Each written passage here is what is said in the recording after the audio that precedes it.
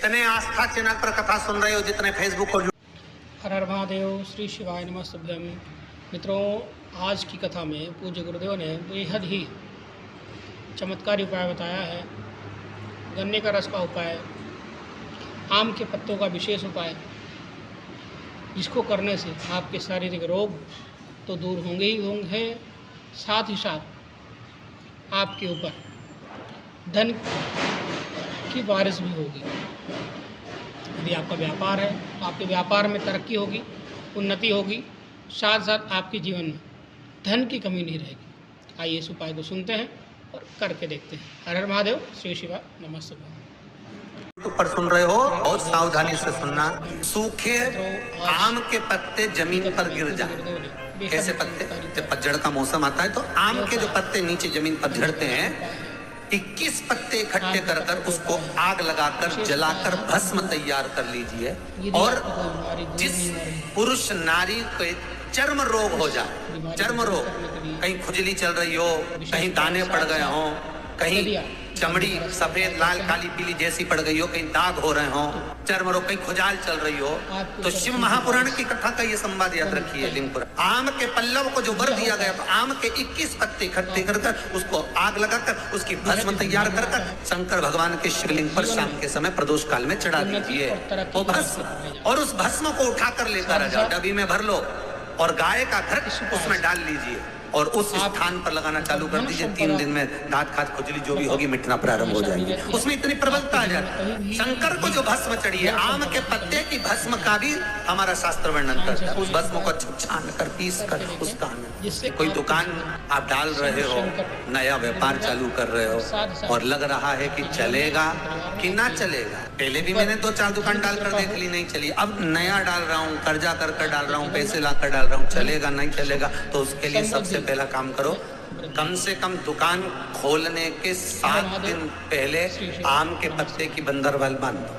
दुकान का मुहूर्त होने के 7 दिन पहले आम के पत्ते की बंदरवाल बांधो और कहीं आम के पत्ते की भस्म मिल जाए, वही भस्म जो आम के पत्ते 21 उठाए, सूखे वाले, अलग से तोड़ के मत सुखाना। जो पत्ते नीचे गिरे हों उसको उठाकर सुखाकर, सूखा हुआ जो पत्ता हो उसको जलाकर उसकी भस्म बनाकर उसमें थोड़ा सा चंदन मिलाकर और उसी से सम्मुख में जहां 7 दिन पहले तुमने बंदरबल बांधी है, दुकान खोलने वाले दिन उसी आम के पल्लव की भस्म जो शिव पर चढ़ी थी उसी में चंदन मिला हुआ वो एक स्वस्तिक का निर्माण कर दो। फिर आप अंदर कोई पूजन करो ना करो, आपने कोई अनुष्ठान करा ना करा, यज्ञ पूजन करी ना करी, अगर आप प्रवेश भी कर गए, इतना आपके पास धन नहीं था और आप प्रवेश भी कर गए, तो भी घाटे में नहीं जाओगे। व्यापार उन्नति की ओर ही बढ़ेगा, व्यापार बढ़ेगा। उसमें आम के पल्लव में अगर कामदेव छुपकर भस्म होते हैं तो शंकर मेरे आम के पल्लव को भी वर प्रदान कर देते, आम के पल्लव को भी शिव।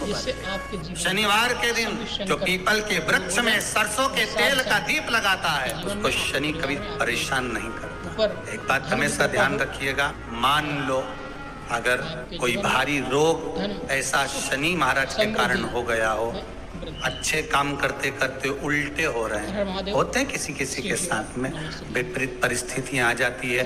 अच्छा करने जाओ बुरा हो जाता है, अच्छा कर्म करने जाओ बुरा हो जाता है। तो पीपल के वृक्ष की जो छाल होती है, छाल देखिए, पीपल के वृक्ष में जो छाल लगी होती है, उस छाल को घिसकर चंदन बनाकर भगवान शंकर का स्नान कराकर, अभिषेक कराकर, पूजन कराने के बाद में पिपलेश्वर महादेव का नाम लेकर, कौन से महादेव? पिपलेश्वर महादेव का नाम लेकर वो जो घिसी हुई छाल होती है उस छाल का तिलक भगवान शंकर को लगा लो और उसी का थोड़ा सा भाग अपने कंठ पर, मस्तक पर लगाना प्रारंभ कर दो। धीरे धीरे जो विपरीत दशा है वो सुधरना प्रारंभ हो जाती है। पर नाम याद रखना, पिपलेश्वर महादेव। बेलपत्री के वृक्ष के नीचे जौ के आटे का चौमुखी दिया, सरसों का तेल डालकर उसमें काली तिल डालकर उसमें एक सफेद फूल डालकर बेलपत्री के वृक्ष के नीचे जैसे एक चौमुखी दिए को जौ के आटे के दिए को लगा दिया जाता है। जो व्यक्ति चिड़चिड़ करता है, जो व्यक्ति क्रोध करता है, जो व्यक्ति अपशब्द बोलता है, आड़ा टेढ़ा बोलता है, ताने देता है, ईर्ष्या रखता है, घर में चिड़चिड़ करे, पूरे घर को अस्त व्यस्त कर रखा, उस व्यक्ति का नाम और गोत्र बोलकर मात्र एक दिया लगा दिया जाए, व्यक्ति शब्द कहना बंद कर देता है, उसका प्रेम प्रबल हो जाता है, उसकी ईर्ष्या समाप्त हो जाती है, उसकी नफरत समाप्त हो जाती है। हम आपसे बार बार कहते हैं ना, कई बार आपको कहा कि आपके यहाँ अगर धन की कमी पड़ रही है, पैसा नहीं आ रहा, व्यापार नहीं चल रहा, दुकान नहीं चल रही, धंधा नहीं चल रहा, नौकरी नहीं लग रही, सर्विस नहीं लग रही, तो हमने बार बार आपको कहा है, एक दिया बेलपत्री के पेड़ के नीचे लगाओ घी का, और एक दिया शंकर के मंदिर की चौखट पर लगाओ। बार बार आपको कहा, उस पर विश्वास रखकर लगाओगे, सुख मिलेगा, आनंद की अनुभूति होगी। शास्त्र कहता है कि जिसके घर में संपदा की कमी हो, पैसा आ ही नहीं रहा हो, सब दूर उलझ गया हो, बहुत टेंशन चल रहा हो, गन्ने का रस, गन्ने का रस जानते हो, ईख का रस, गन्ने का रस तुलसी जी के क्यारे में हाथ में लेकर 7 बार अपना नाम और गोत्र बोलकर छोड़ दो, जिंदगी में 3 साल में तो करोड़पति बनकर बैठ जाओगे, कभी लक्ष्मी की कमी नहीं आ सकती। अकाउंट से, मेरे भाइयों से, लाखों करोड़ों लोग शिव महापुराण की कथा यो आस्था चैनल पर और फेसबुक यूट्यूब पर सुन रहे हैं, उनसे भी कम है। अगर लक्ष्मी नहीं आ रही, संपदा नहीं आ रही, व्यापार नहीं चल रहा, तकलीफ बहुत ज्यादा हो रही है, कष्ट पर कष्ट बढ़ रहा है, कोई अच्छा कर्म हो ही नहीं रहा, बीते से नाम पर छोटा सा सफेद वस्त्र ले लो, उस वस्त्र में 108 चावल के दाने रख लो, एक सफेद पुष्प की पत्ती या पुष्प जो मिल जाए वो रख लो, फूल भी ना मिले तो एक चावल का दाना अलग से रखें, उसको अपने घर के जहाँ परिंदा होता है, मटका होता है, पानी भरने का स्थान होता है, जहाँ पर हम पानी पीने का भरते हैं, वहाँ उसको एक कटोरी में रख लीजिए।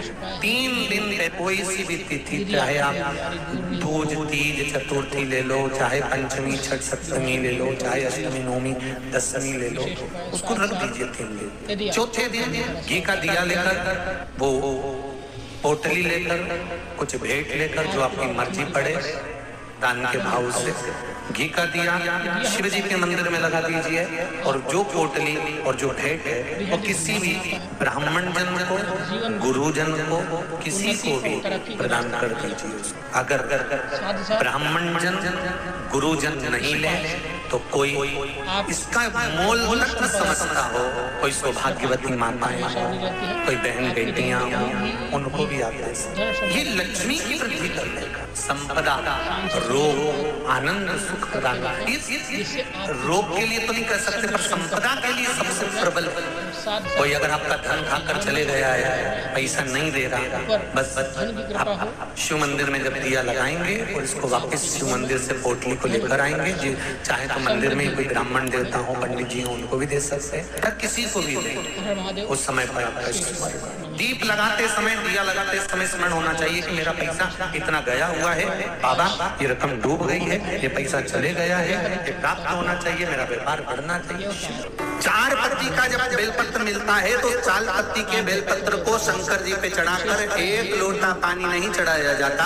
4 पत्ती का अगर बेलपत्र शिव को चढ़ाया जाता है तो 4 लोटा जल शिव को समर्पित करा जाता है। फिर उस बेलपत्र को उतार कर अशोक सुंदरी वाली जगह पर रखा जाता है। फिर वहां पर एक आचमनी जल समर्पित करा जाता है। फिर वो 4 पत्ती के बेलपत्र को उठाकर नंदीश्वर के चरण के पास रखा जाता है। वहां 1 मूंग का दाना समर्पित करा जाता है।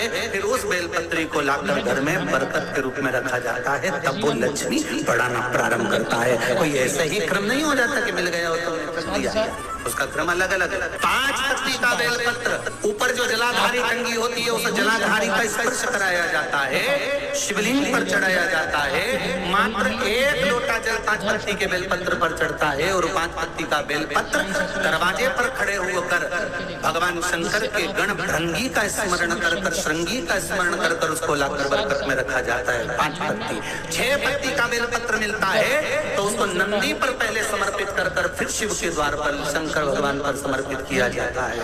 फिर 1 लोटा जल समर्पित कर कर 1 चावल का दाना चढ़ाकर उस बेलपत्री को लाया जाता है, बरकत स्थान पर रखा जाता है। 7 पत्ती का बेलपत्र मिलता है, उसका नियम अलग। 7 पत्ती के बेलपत्र को बेलपत्र के वृक्ष के नीचे ही शिवलिंग का निर्माण कर कर पूजन किया जाता है और वहां पूजन कर कर 7 पत्ती के बेलपत्र को शिव को चढ़ाकर फिर अपने घर में रखा जाता है। 8 पत्ती का बेलपत्र यदि प्राप्त होता है तो उसको पहले जो जलाधारी का भाग है, नीचे तटी भाग है जहाँ शिवलिंग रखा हुआ है, माता जी के उस भाग पर रखा जाता है। उसके बाद में शिव को चढ़ाया जाता है। 1 लोटा जल चढ़ाकर माथा चंदन लगाकर उसको लाया जाता है। 9 पत्ती का बेलपत्र यदि किसी को प्राप्त होता है, कभी मौका मिले ना तो देखो सीहोर में कभी कथा हुई तो आपको 1 पत्ती से लेकर 21 पत्ती तक के बेलपत्र का दर्शन, 3 पत्ती वाले वृक्ष से ही जो पत्तियां प्रकट हुई हैं, 1 से लेकर 21 तक के पत्ती के दर्शन आपको सीहोर जब कथा रहेगी कभी तो ऑनलाइन कथा में हम खुद व्यासपीठ से दर्शन कराएंगे कि इतने पत्ती तक के भी बेलपत्र का दर्शन होगा। श्री शिवाय नमस्तुभ्यम, सब बोलिए एक बार जमकर, श्री शिवाय नमस्तुभ्यम। प्रैक्टिकल जरूर करना, कहीं सीहोर वाला महाराज झूठ तो नहीं बोल रहा। शास्त्रों की बातें हमारे जीवन में हमें सुख प्रदान करे, इसलिए इस भाव का आनंद करते हुए आज की कथा को विराम देते हैं। धन सुख समृद्धि में वृद्धि। हर हर महादेव। श्री शिवाय नमस्तुभ्यम।